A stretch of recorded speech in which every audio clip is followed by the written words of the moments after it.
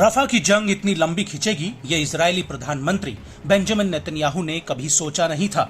रफा पर हमला करने से पहले नेतन्याहू ने कहा था कि रफा में हमास की 5 बटालियंस का गढ़ है, जिनका सफाया किए बगैर इजरायली फौज रफा से वापस नहीं लौटेगी।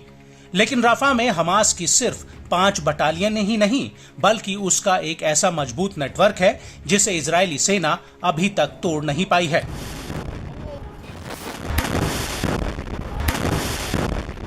और यही वजह है कि रफा में हर कदम पर इजरायली सेना के ऊपर ताबड़तोड़ हमले हो रहे हैं।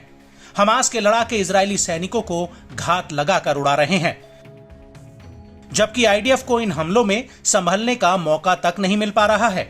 और अब हमास की सैन्य शाखा अल कासिम ब्रिगेड ने ऐलान किया है कि उसने आईडीएफ की सीमा में घुसकर एक बहुत बड़ा हमला किया है। अल कासिम का कहना है कि उसके लड़ाके राफा की तरफ से आईडीएफ की बाड़ेबंदी को भेद कर इजरायली सेटलमेंट्स में घुस गए और इसके बाद उन्होंने आईडीएफ के एक हेडक्वार्टर पर हमला किया, जो राफा पर हमले के लिए जिम्मेदार था।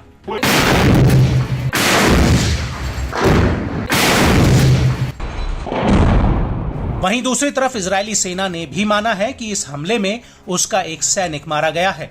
इस हमले को लेकर इजरायली मीडिया का कहना है कि हमास के लड़ाके करीम अबू सलेम क्रॉसिंग को पार करके इस ओर घुस आए थे और इसी दौरान आईडीएफ के जवाबी हमले में एक जवान मारा गया। इस हमले के अलावा पश्चिमी रफा में हमास के लड़ाकों ने एक सुरंग में बारूद बिछाया हुआ था, जिसकी चपेट में आईडीएफ की पैदल सेना के 5 जवान आ गए। हालांकि आईडीएफ ने दावा किया है कि इस हमले में उसका सिर्फ एक जवान मारा गया है।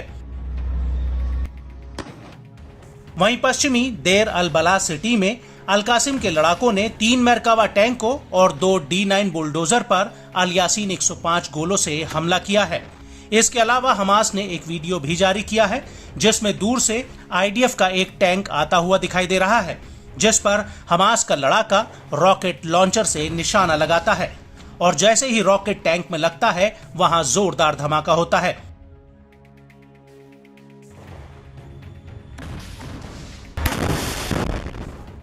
इसके बाद मलबे के ढेर के पीछे एक टैंक और नजर आता है, जिस पर ठीक इसी अंदाज में हमास का लड़ाका गोला दाग देता है।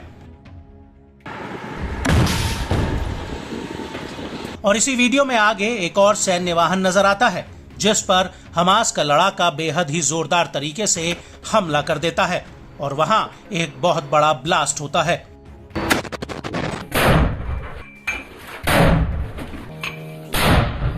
इस वीडियो के अलावा हमास ने एक और वीडियो जारी किया है, जिसमें कुछ लड़ाके एक पेड़ के पीछे छिपकर लगातार रॉकेट फायर करते हुए नजर आ रहे हैं।